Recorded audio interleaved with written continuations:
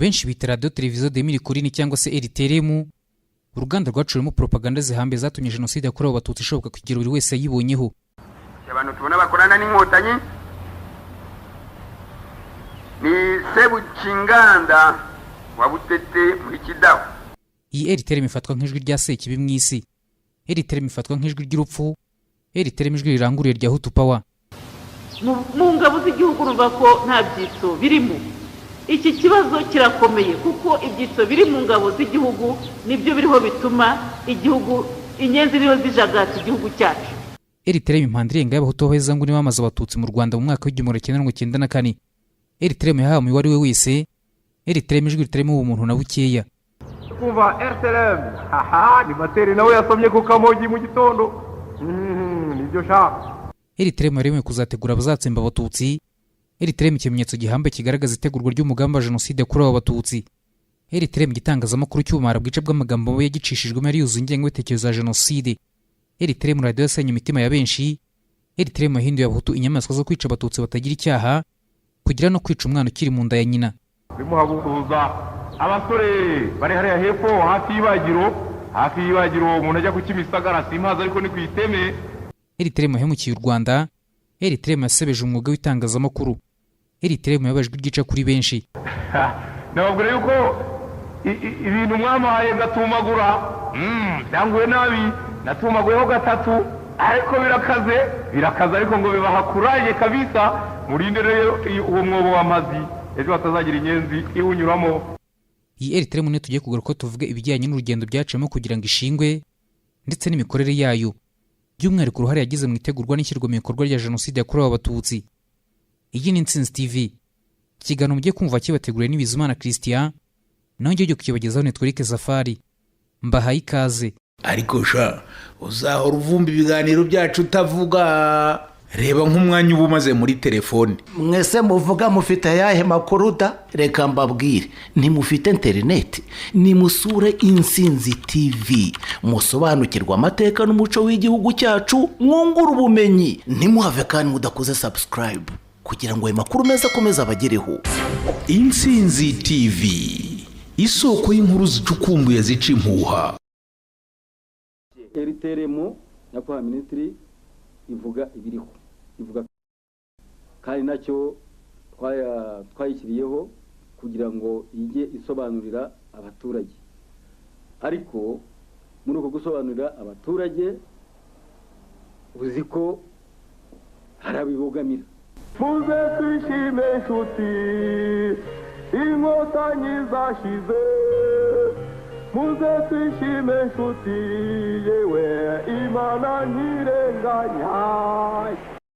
Kuva mu mwaka w'1990 kugeza mu mwaka w'1994, Leta ya Habyarimana yakoze byose bishoboka ngo itegure jenoside mu buryo bwose bushoboka, byihariye mu itangazamakuru.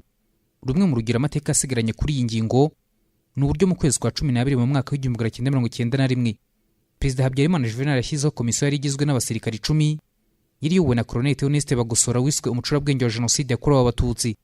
Iyi komisiyo yari ifite inshingano zo kugaragaza umwanzi w'u Rwanda n'uburyo yarwanywa, haba mu buryo bwa gisirikari, ubwa politiki n'ubwitangazamakuru. Iyi komisiyo yahawe izina ry'ubwonko bwa jenoside, niyo yagaragaje ko umututsi wese ahava akagira ari umwanzi. Mu kurwanya umwanzi rero biciye mu itangazamakuru niho iyi komisiyo yatanze inama za kongera ibinyamakuru bivugira Leta, bigakwirakwiza ibitekerezo byuzuye ingengabitekerezo ya jenoside. Ndetse ahangane naho umuzi wa mbere wa radio ya RTRM ushingiye. Gusa ntabwo byose byihuta ngo hatangizwe radio, ahubwo hahise hatangizwa ibinyamakuru byinshi byandika. Byarimo nk'ikiswe Interahamwe n'ibindi bitandukanye byaje gufasha Kangura Ngeze Hasani. Gusa igihe cyaje kugira Leta y'abajenoside rifata icyemezo cyo gushyiraho na radio yigenga, kubera ko Radio Rwanda ari bitari kwivugirwamo kuko ari radio y'igihugu. Ibyo rero bitari kwivugirwamo kubera amategeko mpuzamahanga, nibyo byashingiyeho hashingwa radio yigenga ngo bivuga uko akazu na Leta y'abajenosideri babyifuzaga.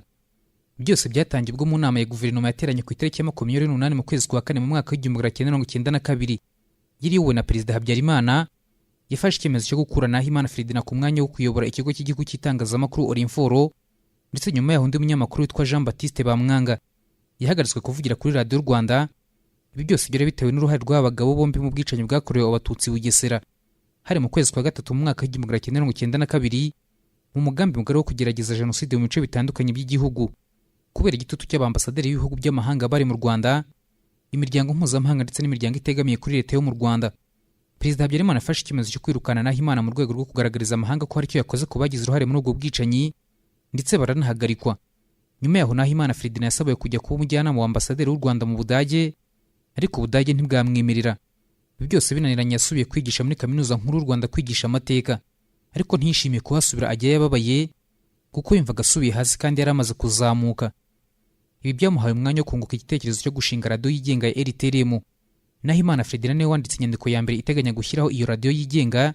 Mu nyandiko ye yagaragazaga ko radiyo Rwanda itakirengera inyungu z'igihugu, ko ahubwo ngo ikorera umwanzi.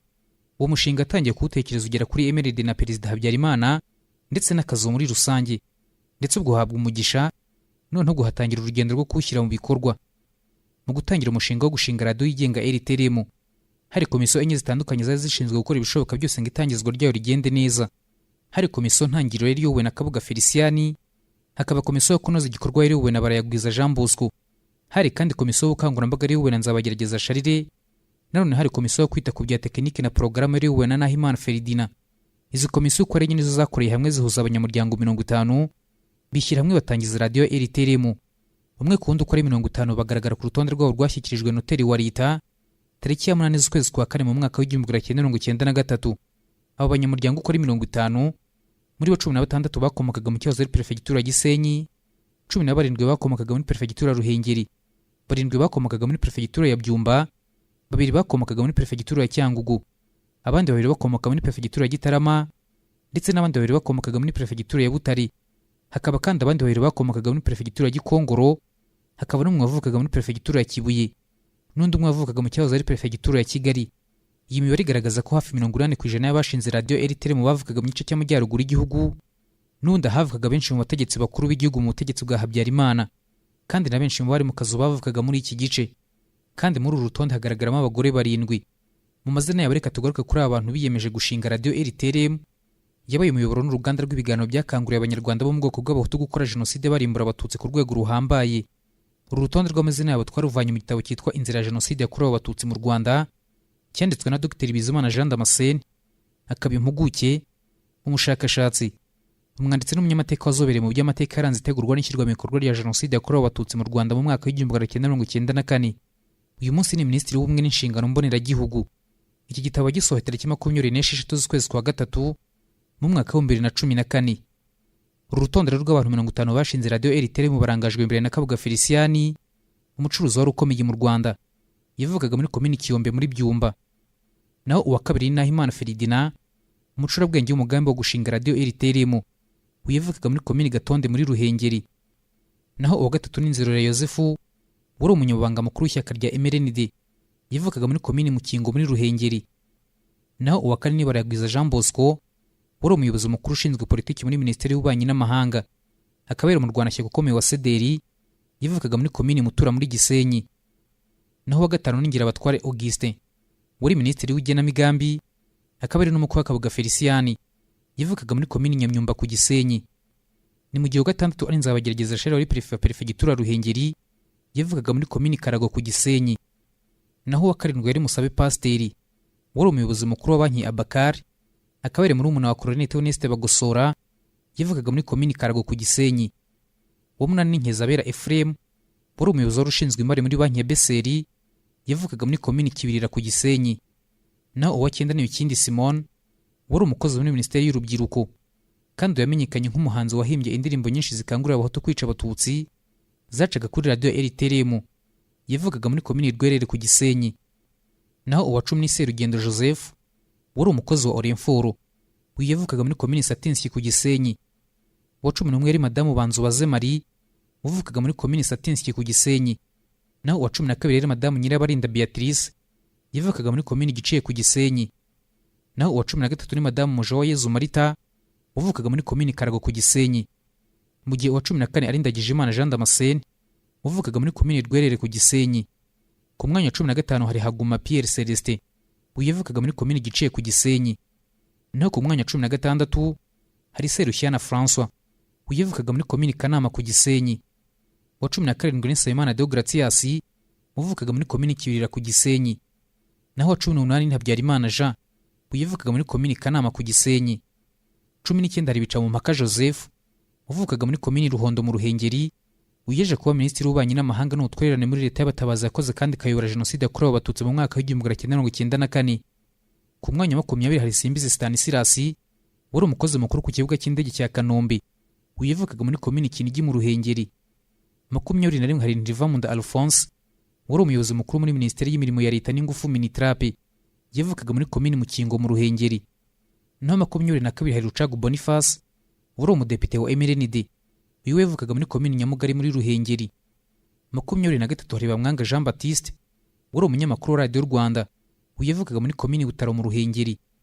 24 hari Murihano Isaac wavukaga muri komini Mukingo mu Ruhengeri. Naho 25 hari Siniyobowe Mariko wavukaga muri komini Nkuri muri Ruhengeri.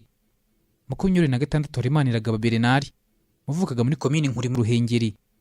27 hari Ndamiye Claude wavukaga muri komini Gatonde mu Ruhengeri. Naho 28 hari Madamu Nyirabagenzi Laurence nawe wavukaga muri komini Gatonde mu Ruhengeri.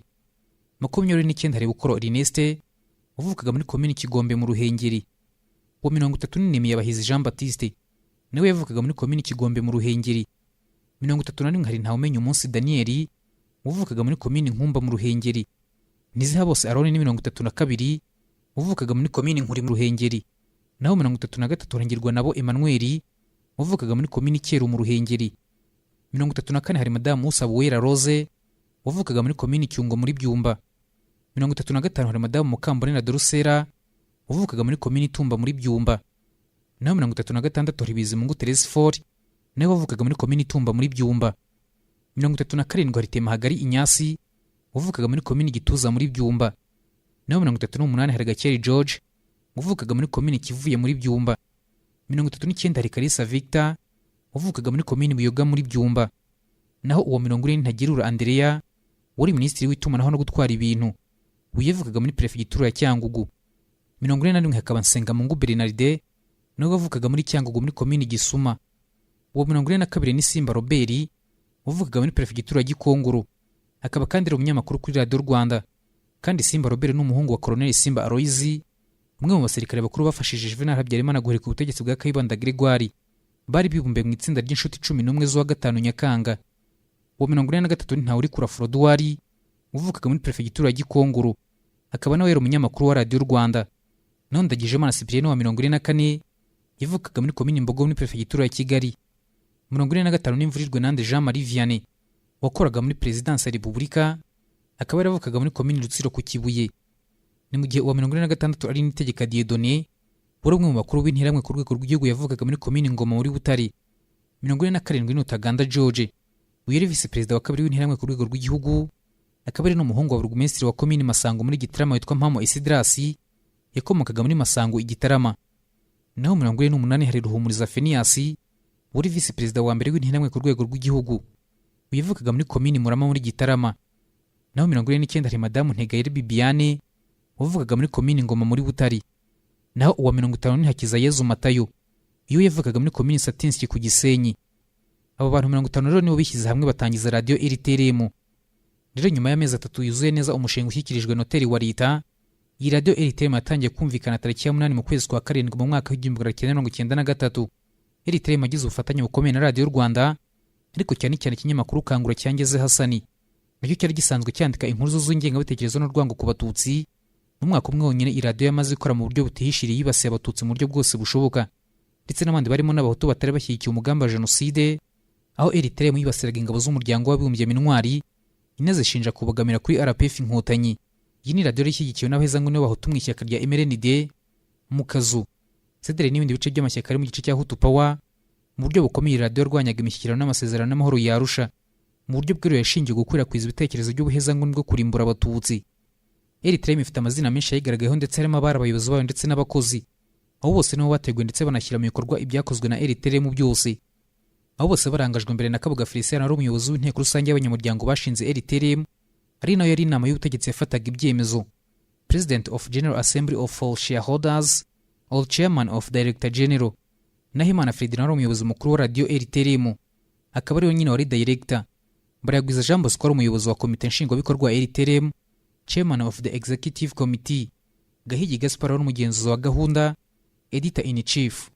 Uyu ari mu banyamakuru bake bari bafite impamyabushobozi ya lisansi mu itangazamakuru, yari yaravanye muri Institut de Sciences et Techniques de l'Information y'i Kinshasa. Iyi radio RTL makuru ryo yashyigikiwe na leta y'u Rwanda, gihawe abanyamakuru bari beza muri radio y'u Rwanda barimo Habimana Kantano. Uyu Kantano ari umwe mu bafana bahambaye b'ikipe y'umupira w'amaguru ya Rayon Sport, kubera ibi yarazwi cyane kuko aho ikipe yabaga yagiye hose yarayiherekezaga n'itsinda ry'abafana yabaga arangaje imbere. Nanone Kantano yarazwi cyane mu gusetsa, gusa ari umwe mu baranzwe n'ingengabitekerezo ya jenoside guturuka muri Orient. Ageze muri RTL marisanzure igaragaza wese mu magambo y'ingengabitekerezo ya jenoside n'urwango ku Batutsi. Kurya mu magambo ya Kantano amateka yari yasigaranye. Abandi banyamakuru bavuye kuri Radio Rwanda harimo Hitimana Noheli, wamenyekanye cyane muri gahunda yo gusuhuza abantu mu gitondo akoresheje amazina y'ahantu abantu babaga batuye. Hari Serugendo Joseph wafashije RTL mu buryo bwa tekinike no kuyigira inama mu igura ry'ibikoresho byo kurangurura amajwi byaguzwe mu Budage. Hari kandi Emmanuel Rucogoza nawe wakoraga muri Orient. Abandi banyamakuru ba RTL mu bayihawemo akazi batavuye muri Orient barimo Bemeriki Valeri, umugore w'ijwi riri hejuru benshi bitaga ijwi ry'urupfu, Philippe Mbirizo wayoboraga porogaramu z'igifaransa, Anani Nkuru Nziza, Emmanuel Nkomati, Perpetua Bimenyimana, ndetse n'undi mugabo w'umubiri yitwa George Rugiyu, akaba ari nawe munyamahanga wenyine wakoraga kuri iyi radio. Iyi radio igifungura hisi hikaza indirimbo za Bikindi Simoni zakanguraga Abahutu kwica Abatutsi, indirimbo nka Bene se bahinzi, Nanga Abahutu n'izindi. Urukiko mpuzamahanga mpanabyaha rwashyiriweho u Rwanda rwamuhamije icyaha cyo gukangurira Abahutu kwica Abatutsi akoresheje indirimbo ze tariki 13 mu kwezi kwa gatatu mu mwaka wa 2010, ahita akatirwa igihano cy'imyaka 15. RTL ikimara gutangira gukora, ikinyamakuru cyakangura cyayoborwaga na Ngeze Hasani cyasohoye inyandiko igaragaza ko ishingwa rya RTL rigaragaza ko Abahutu bageze ku kintu gikomeye gishimangira ubumwe bwabo. Ibyo Ngeze avugaga yarabizi neza kuko ibinyamakuru byombi kangura na RTL mu byakoreye hamwe mu gukwirakwiza no kwigisha ingengabitekerezo za jenoside. Mu gihe cya jenoside yakorewe Abatutsi, abanyamakuru ba RTL mu bavugaga mu mazina Abatutsi bakanaranga aho batuye, aho bihishe, bavuga ko ari ibyitso by'inkotanyi ku mugaragaro. Si ibyo gusa, muri jenoside yakorewe Abatutsi hagati kuri mikoro za radio RTL, abanyamakuru bayo bashishikarizaga interahamwe kunywa ibiyobyabwenge ngo bibashe kurimbura Abatutsi nta mbabazi kandi bakabatera morali. Mbere ya jenoside yakorewe Abatutsi mu kwezi kwa mbere mu mwaka wa 1994, ikinyamakuru kangura cyavuze ko Habyarimana azicwa mu kwezi kwa gatatu mu mwaka wa 1994. Kuri Pasika tariki ya gatatu mu kwezi kwa kane mu mwaka wa 1994, abanyamakuru ba RTL mu babaye nk'abivamo, maze mu marenga bavuga urupfu rwa Habyarimana na jenoside yakorewe Abatutsi ari guhita ikurikiraho, aho bavuze ko muri Kigali hazaba akantu. Ibyo ni amakuru buri wese azi neza, abari bakuri icyo gihe n'ubu babyibuka nk'aho ari ejo rwose. Rumwe mu ngero zihambaye amateka yasigaranye ni nk'aho ku itariki ya 12 mu kwezi kwa kane mu mwaka wa 1994, Habimana Kantano yahishuriye interahamwe ko hari abantu bari bihishe mu Rugunga, ababwira kujyayo bakabica. RTL yari yarashinzwe ku mpamvu nyamukuru yo kwigisha, gukwirakwiza no gutsindagira propaganda yo kwanga Abatutsi, ndetse no gukwirakwiza ingengabitekerezo ya jenoside ubwayo, ndetse inabishimangira inabihamya, ikora ibishoboka byose kugira ngo ikwize iyo propaganda n'ingengabitekerezo ya jenoside. Ubwabyo ingengabitekerezo yari yarabasa abanyamakuru ba RTL ku rwego bari barahimbye n'indirimbo mu bitekerezo byabo by'urwango. Ku itariki ya 16 mu kwezi kwa gatandatu mu mwaka wa 1994, George Rugiro umunyamakuru wa RTL utari ufite byinshi azi ku Batutsi, uretse ibyo yarabwiwe ntiyarabazi bigiye kure kubera ko yarageze mu Rwanda imyaka 2 imbere ya jenoside yakorewe Abatutsi mu mwaka wa 1992, ariko bwe rwose yaranze abantu bari gitwe interahamwe zirabica. Ku itariki ya 17 z'ukwezi kwa kane mu mwaka wa 1994, studio za RTL zarashwe n'ingabo za RP Inkotanyi zirasenyuka bikomeye, isigara igira ahantu ikoresha antene za Radio Rwanda. Ubwo ingabo za RP Inkotanyi zahagarikaga jenoside yakorewe Abatutsi ikanabohora igihugu bidasubirwaho, Radio RTL ihagaze gukora burundu. Guhera mu kwezi kwa karindwi mu mwaka wa 1994 ntiyongera kumvikana ukundi. Nyuma ya jenoside yakorewe Abatutsi abari abayobozi babiri bayo, aribo Nahimana Ferdinand na Barayagwiza Jean Bosco, bahungiye muri Cameroon. Umwe ariwe Nahimana Ferdinand yafashwe tariki 23 mu kwezi kwa gatatu mu mwaka wa 1996, naho Jean Bosco Barayagwiza afatwa mu bihe byakurikiyeho. Bombi bahamijwe ibyaha birimo gucura umugambi w'icyaha cya jenoside, icyaha cya jenoside, gukangurira rubanda gukora jenoside mu ruhame, ubufatanyacyaha mu gukora jenoside ndetse n'ibyaha byibasiye inyoko muntu. Mu rubanza rwabo rwamenyekanye nk'urwitiriwe itangazamakuru, bombi bakatiwe igihano cya burundu mu mwaka wa 2003, gusa kiza guhindurwamo imyaka 32 kuri Barayagwiza Jean Bosco mu mwaka wa 2009, ndetse n'imyaka 30 kuri Nahimana Ferdinand mu mwaka wa 2007. Undi umwe wari usigaye mu bayobozi bakuru ba Radio RTL mu wayiteye inkunga akagira uruhare rwo kwitangiza kurusha undi uwari wese, cyane ko yari uhagarariye abari abanyamuryango ba RTL. Ni Kabuga Felicien wihije ubutabera igihe cy'imyaka isaga 26, gusa ibintu byo byaje gusubirwamo. maze mu rukerera rwa tariki 16 mu kwezi kwa gatanu mu mwaka 2020 afatirwa mu gace ka Saint-Sienne mu Bufaransa. Icyo gihe isi yose iranyeganyeza kuko hafi ibinyamakuru byose bikomeye byo mu isi byagarutse kuri iyi nkuru. Ubu bategereje ko ubutabera bukora akazi kabwo ku byaha akekwaho, binarimo uruhare mu gushinga no kuyobora ibikorwa bya RTLM. Iyi radiyo RTLM yatumye abatutsi batsembwa. Ni kimwe mu bimenyetso bihambaye amateka yasigaranye ku bijyanye no gutegura jenoside yakorewe abatutsi ndetse no kuyishyira mu bikorwa. Rero iki kiganiro cyavugaga kuri radiyo RTLM gisoreje ahanga nshimira mwese twabanyasigaye naho utaha mu bindi biganiro byacu. Iyi ni Intsinzi TV. Ubategura iki kiganiro mwakurikiraga ni Bizimana Christian, naho njye wakibagezagaho ni Twirike Safari. Mwakoze cyane, Imana ibarinde.